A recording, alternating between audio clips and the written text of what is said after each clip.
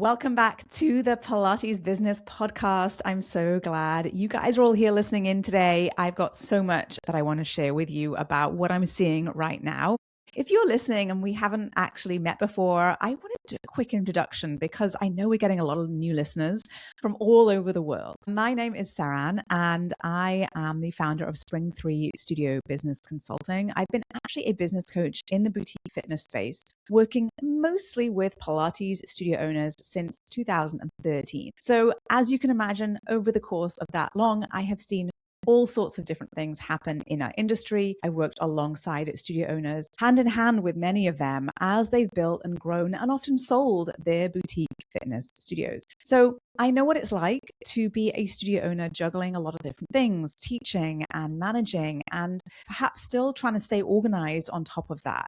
And I've been in the trenches alongside studio owners and understand that while we can be so incredibly passionate as I am with you about movement and movement practices and the impact that it has on the lives of the people that we get to do this with, that might not be quite enough to build a sustainable business, and especially in the industry as it stands today. And so what I do with you guys here listening on the podcast and with my members of my Thrive community is I help to turn some of that perhaps chaos occasionally and some of that ambition into clarity and performance and profit, right? With the most straightforward and the most simple, but most effective strategies that I can share with you that actually work in the real world. And as you can imagine, you guys, over the last, I don't want to tell you how many years I've been doing this, but it's been many. And the strategies have changed. Things have evolved. The world has evolved. The consumers have evolved. The industry has evolved. The tools have evolved. And so this isn't about doing what worked 5 years ago. It's not even about doing what worked 2 years ago.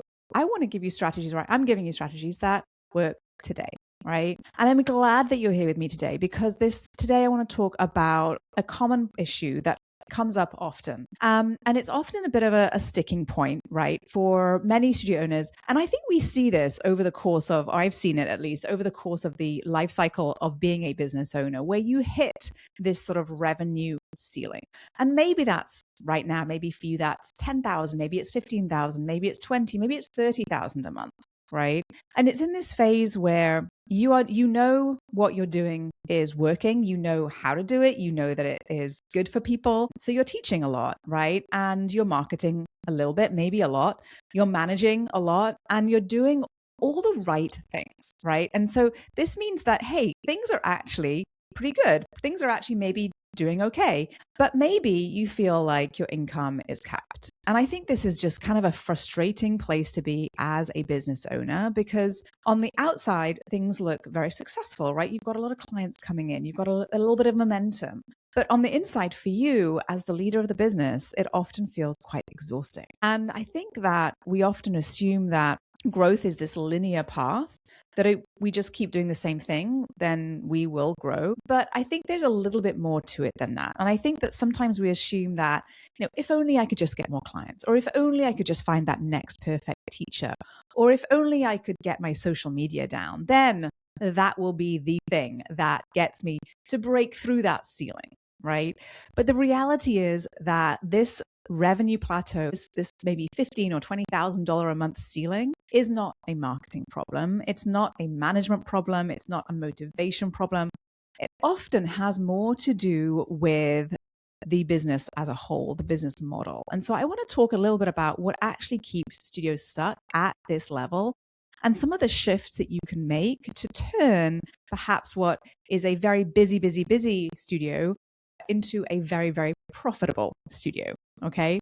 So let's talk a little bit, first of all, about why we hit that ceiling. And I think that when you're a studio owner and you've grown from just opening the doors, right, and you grow and grow and grow, and then you kind of reach this sort of limit, right? This, or some might say a stall in your growth, or a bit of a stagnation, or a plateau in your revenue, where we start to see revenue kind of get sticky around a particular number, right?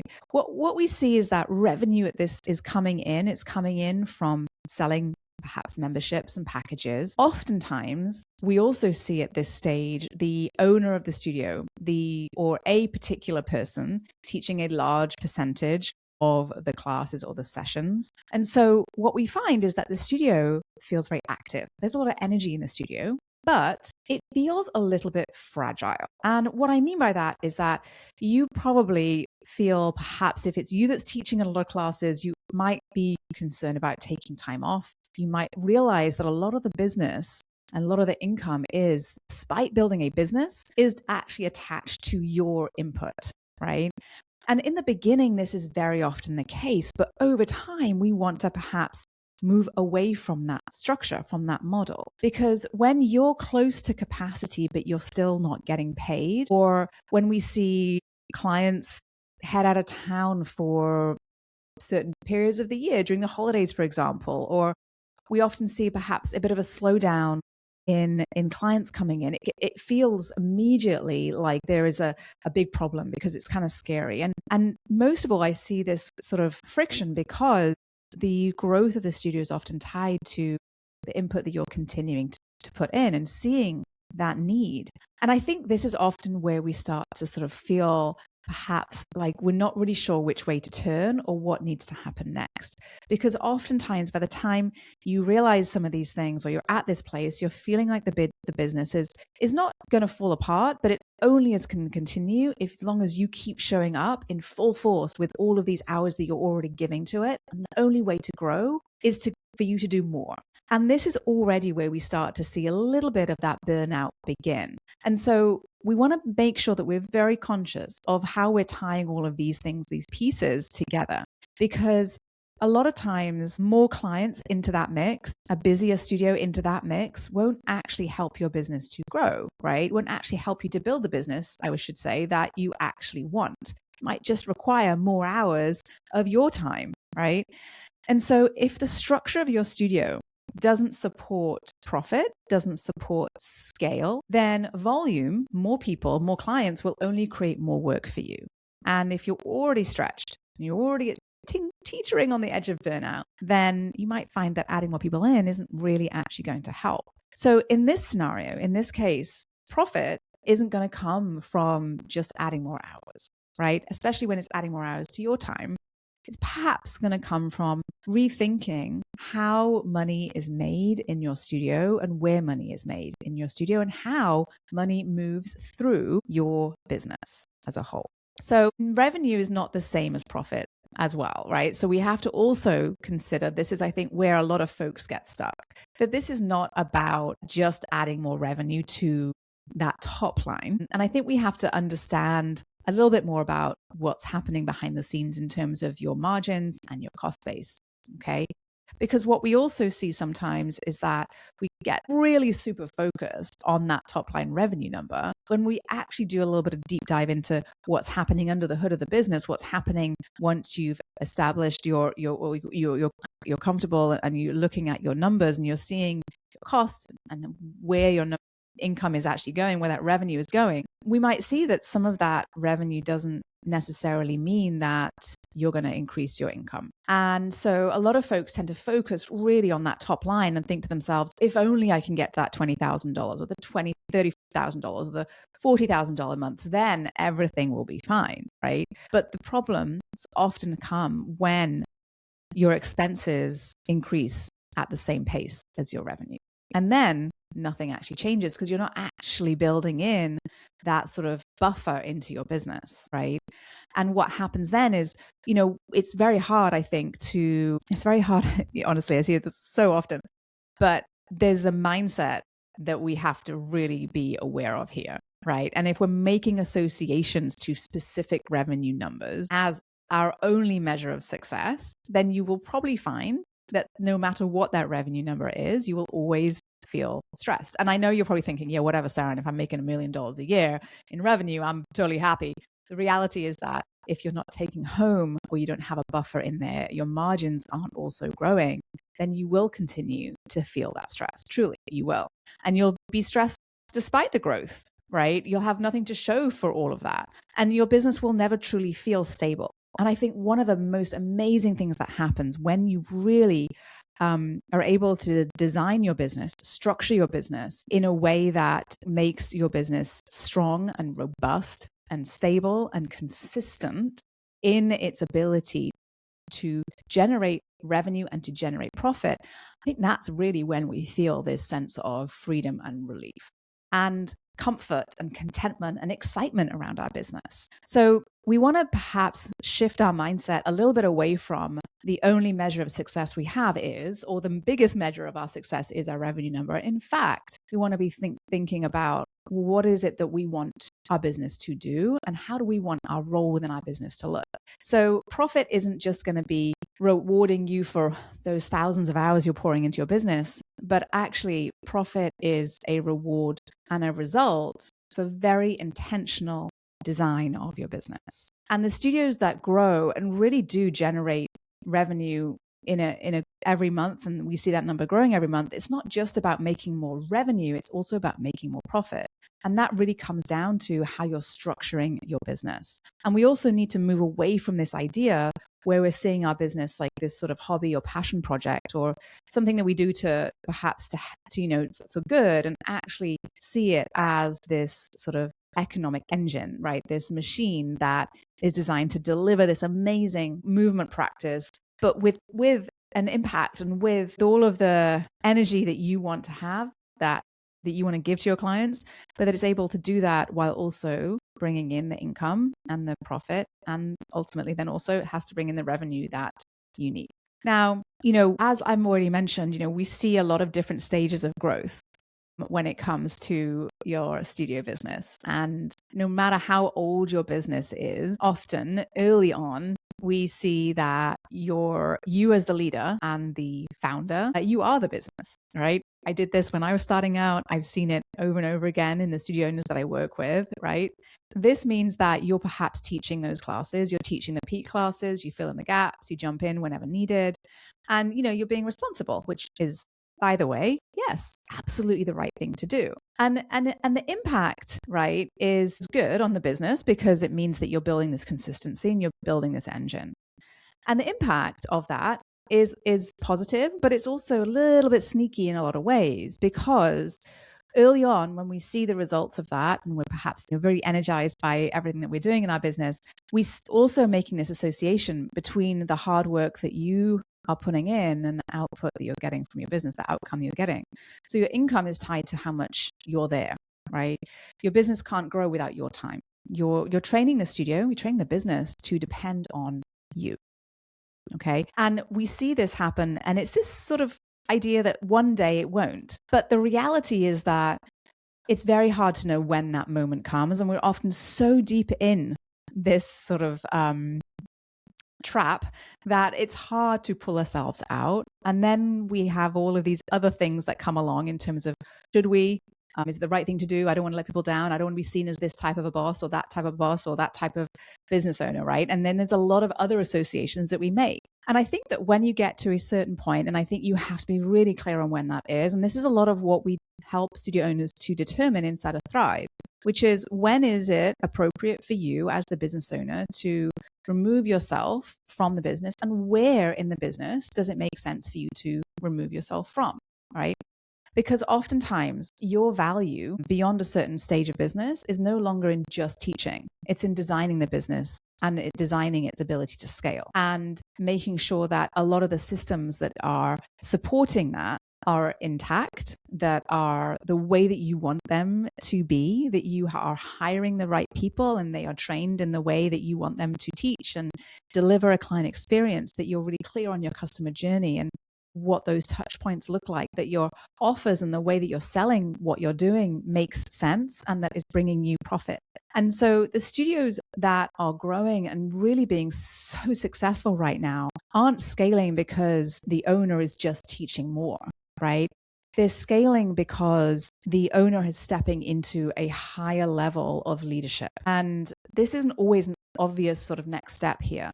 And I often find that it does take coaching and support and perspective shifts for you to see the next step, right? And we often create our own bottlenecks in our business because that's all that we know.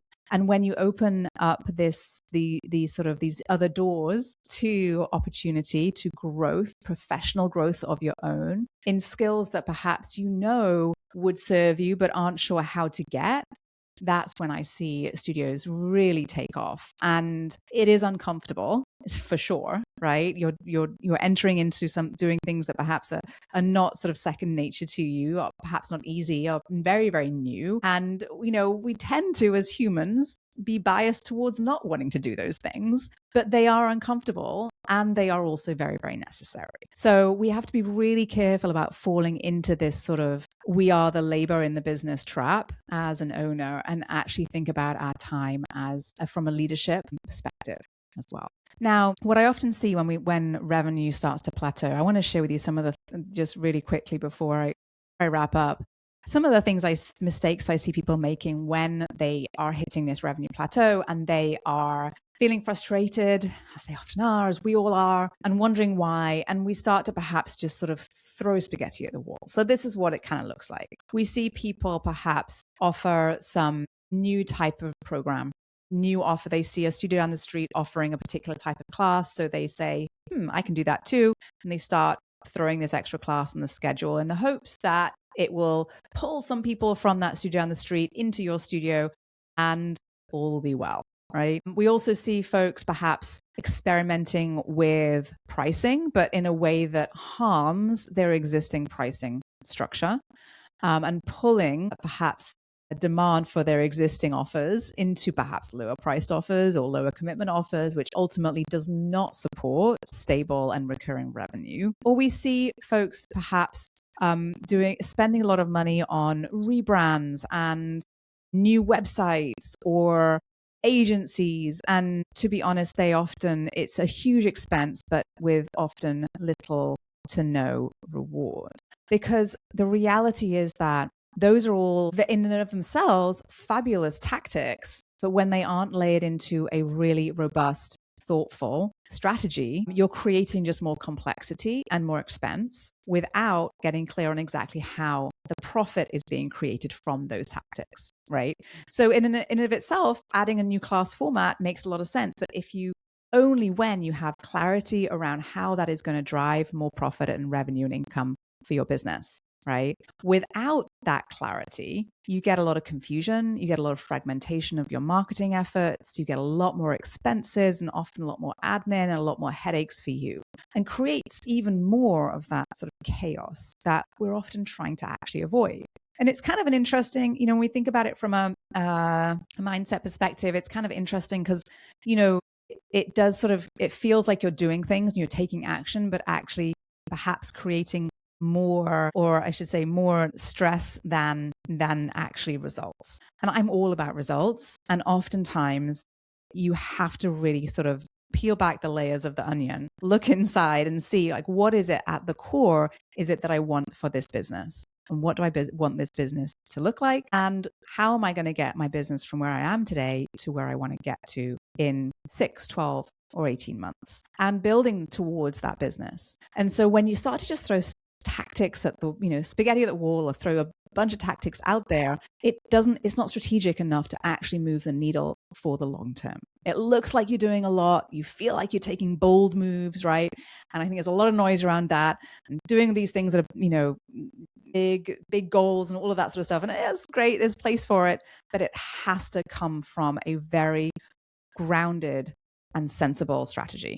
And so it's not about adding more. It's about being aligned with where you want to go and how you want your business to generate revenue. And you need to understand your business model for that on every level, right? And so the studios that really grow past that bottleneck, past that revenue ceiling, are the ones that really are clear on what they want their business to look like. And they can see all of the pieces of the puzzle that need to go into developing and the business that they have designed. And they do that before they start throwing tactics out, before they expand. So they know exactly what it is they need to do, because they know exactly who their studio and their offers are for. They know exactly what offers drive profit. They know their margins inside out, and they know exactly what drives those margins higher and lower. And they're also able to really, really clearly prioritize their time, energy, and effort. And so they know what it is in their business needs their focus and when. And also, and I think this is just as important, you guys, what is the things that you can put on the shelf for another day, right? The things that don't need your attention right now, even though they might be easier to take care of, they're things that you can kind of put on the shelf or push away or delegate or perhaps take off of the list altogether. And so I think once you're able to develop this sort of the skills required around doing some of those, and it is a habit and it is a little bit of discipline, but let me tell you guys, it's a whole lot easier when you've got support and structure. And that's exactly what we give inside of Thrive. To all of the studio owners inside, every single week we show up for our group coaching calls and we talk through what's relevant right now in our industry when it comes to strategy and tools and resources and tactics. We talk about what we're seeing from a consumer perspective and also from what other big players are doing in the industry. And of course, we talk through the specifics of how you can implement specific strategies in your unique business, because you're at a different stage of business and a different place than anyone else out there. There is no cookie cutter solution when it comes to building a business, but there is a strategy and a next step that is going to fit what you need most for your business. And that's the approach that we take inside of Thrive. So if you're stuck at a $15,000 or $20,000 or $25,000 a month in revenue, then there's a few things I want you to remember. Number one, you're not failing. Actually, you have a really valid business. So congratulations. You're not lazy because, my gosh, I bet you're working harder than you've ever. And you also don't need to work harder at all. Okay. But you do need perhaps to make some changes. Unless you want to continue on as you are, right? If you want things to be different, you kind of need to do things that are different. So right now, you're probably operating inside a business model that has reached its limit, right? This is the capacity limit of the business that you've created right now. And so if you want to break through to that next level, then you want to design the next phase of your business growth for more profit and scale.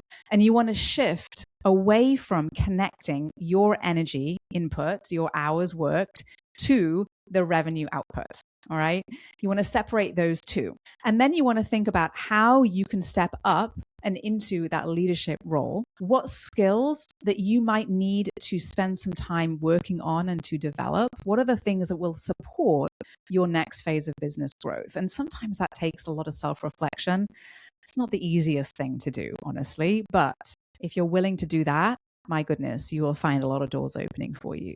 And I think ultimately, we want to move out of seeing your role as a teacher and then a business owner to being a business owner plus an exceptionally great teacher, right?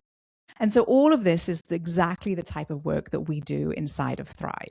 Thrive is my business coaching program for studio owners who want to stop spinning their wheels and actually want to start scaling their business in a way that is intentional and sustainable and profitable. You guys, the folks inside of Thrive, they are not going to be going out of business anytime soon. They have been in business through the hardest of times that we have seen in the last 10 years and are stronger than they have ever been. Plus, every single week when we get on a call, all I hear from my amazing studio owners is how much they are able to achieve in their business. There are wins every week, from growth to revenue growth to profit growth. But the ones that make me smile most is when I see them being able to take time out of their business and they are actually living the dream of being able to feel that freedom plus still get that income. So if you're ready to move beyond the revenue plateau that you're at right now and build a studio that actually supports you, your life, then you can learn more at spring3.com/thrive. Because truly, I want to see your studio fund your fun and your freedom and give you back what you're looking for in return for all of the effort that you're putting in. Okay. So I'll see you in the next episode.